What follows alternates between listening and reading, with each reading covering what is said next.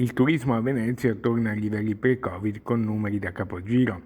La città è presa d'assalto in questi giorni di giugno, pienone negli hotel. Tracalli e Campielli sono tornati a vedersi il turismo americano, quello europeo, oltre naturalmente agli ospiti italiani.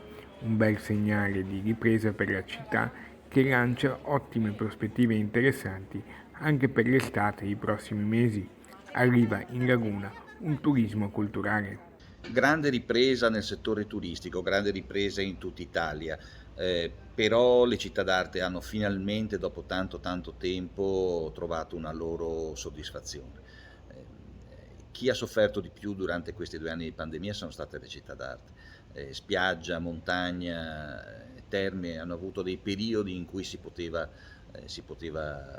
praticare il turismo, c'erano turisti italiani, ma le città d'arte vivono di turismo extraeuropeo. Solo il 10% dei turisti che vengono a Venezia sono italiani e quindi si è sofferto veramente le imprese hanno sofferto in maniera veramente fortissima. La svolta a Pasqua.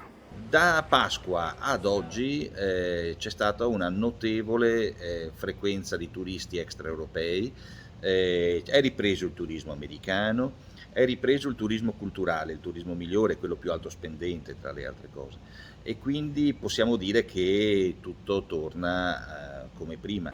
Gli albergatori però esortano a non abbassare la guardia. La crisi, dicono, non è finita.